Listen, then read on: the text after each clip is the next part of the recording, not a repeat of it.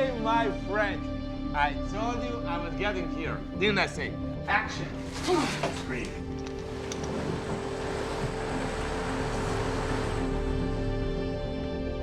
Wait, roll cameras. Hey, Mark. Hey, B, Mark. Action.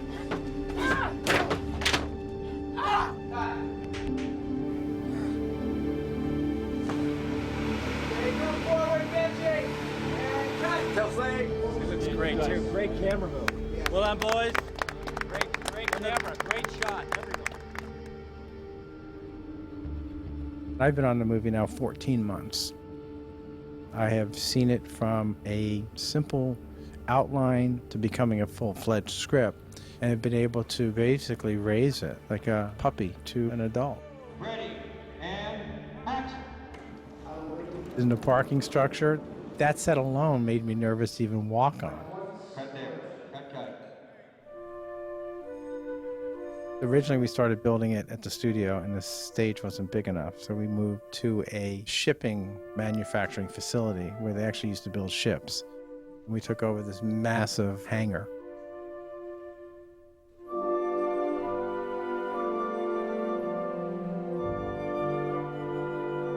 That set doesn't look that big in there because that hangar's enormous, but it's huge. Our set was 65 feet tall. Well, that's like a 7-story building.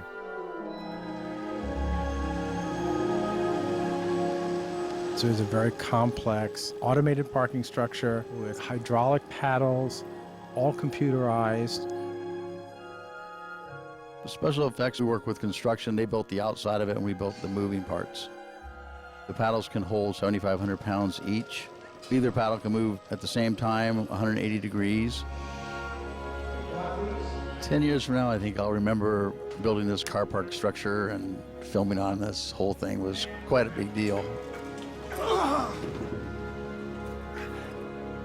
Okay, cut. So this is pretty cool because we have one giant sound stage, and we have the car drop going on up here where Ethan's car drops down a roller coaster.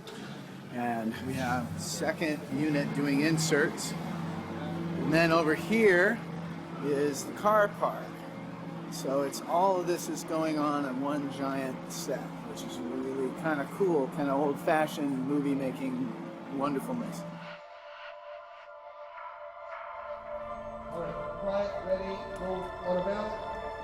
Roll sun. You're shooting double the footage in the same amount of time. You have a massive amount of people working on main unit shooting this enormous set.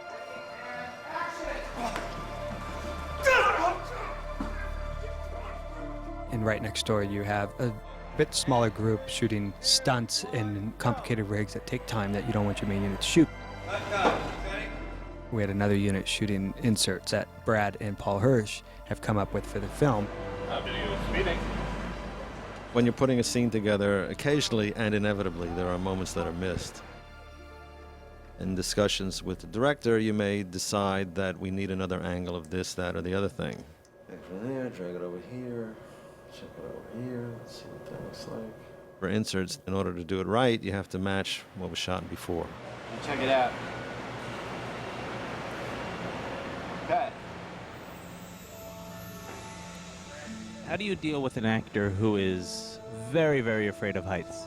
You lure him in with sweets first, and then you harness him up and start swinging him around. And don't let him out of the harness until you get your shot. I'm going to move the paddle up to level 1. And we can show Michael what he's doing. My whole mission was not to puke. And they put sweat on me, forced sweat. And they didn't really have to do that. Hold him higher in the frame. We just had to convince him, you know, we've got you on a wire. You're not going anywhere. Towards the end, he was okay with being 22 feet in the air. He goes, I'll jump from here. For somebody that's afraid of heights, to commit to that, you know, is not bad. Ready, and go.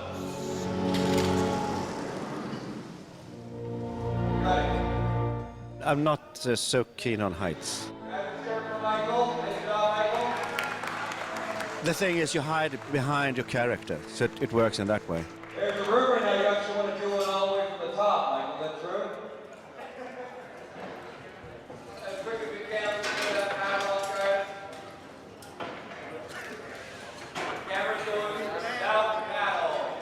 And action!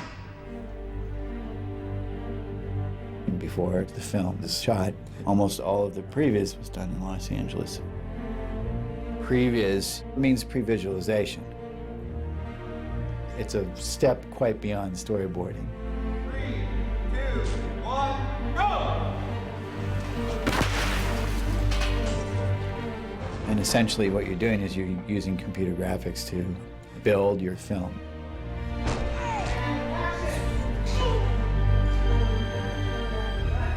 You can actually run your camera through the structure in the same way you would a set.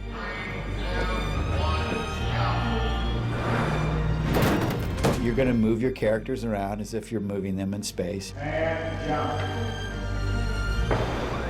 And what it does is it makes sure that it's actually going to work. Make no mistake. I'm taking that briefcase.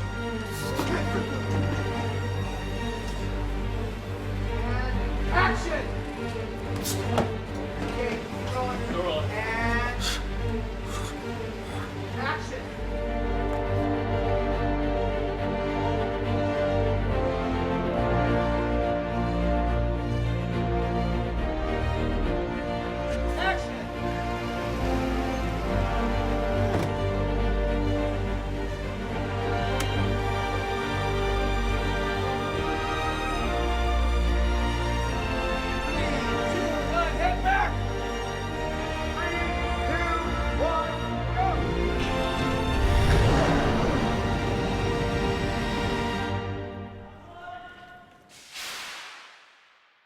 There's a certain aspect of being a little kid playing that a lot of people who are in the movie industry have. I mean, they get to pretend.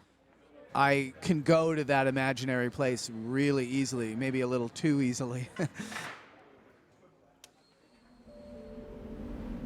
When I was a kid, I remember there were certain shows that I liked on TV, and I had to get dressed in the costume of the show. If it were a Western show, I would have to very quickly change into my cowboy gear to watch the show.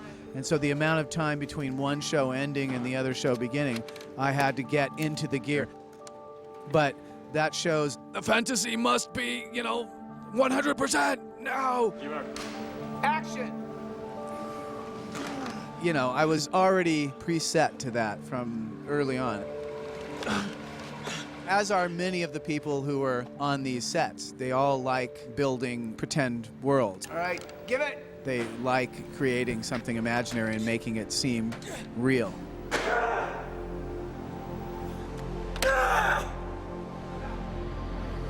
that's it.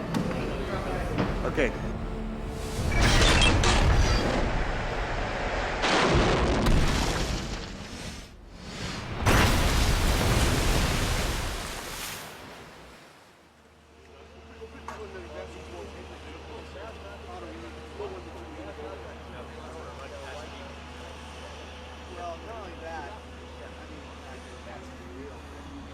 I'm starting to notice little signs that were being done, like my apartment is getting packed up. Things are going in boxes. And it was 8 to 6. Now I got to cut this together, and I'm hoping that there won't be a lot of loose ends. And they will show themselves when we cut it together. There will be things that we thought would cut together that won't. We're on Ethan coming out, seeing Hendrix, the shot that precedes what we just did. Things that you thought were absolutely necessary, you find out you can easily do without, and then we'll have to change the rhythms. Action! But that also affects everything else. You change one thing in Act 1 and suddenly something doesn't work in Act 3, and you don't know what the problem is until you go back and retrace your steps. It's like chaos theory, a butterfly can affect the weather.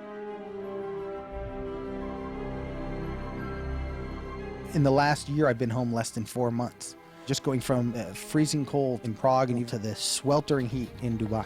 Back to the freezing cold in Vancouver. Watching Brad Bird make something that should be completely impossible possible. And cut. That was good. The only thing we should change is we should have more people around here. Brad is a great storyteller. He understands what works, what doesn't work. He'll tell you how to take something good and make it great. So the most important thing I tried to do with Brad was to explain to him that he's got to find the stamina that it takes to go out and make a live action movie. And bang! Rumble! Run! You're going to work 12 to 14 to 16 hours a day, Cut! sometimes 7 days a week, especially on this movie when you're dealing with this many countries and the logistics. What I love about what Brad did in this movie is it's an unabashed, awesome, fun spy movie. It completely embraces the spirit of what you would hope a Mission Impossible movie would be.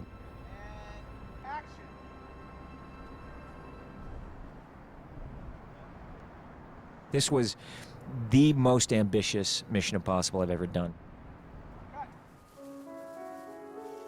In terms of the amount of characters, the locations, the scope. With the effects, with the rig. I think it was fully realized with Brad Bird. I think it went even beyond the ideas that I was exploring. We're set, fire in the hole. Ready, and action! Really, I loved it. I loved every minute of it.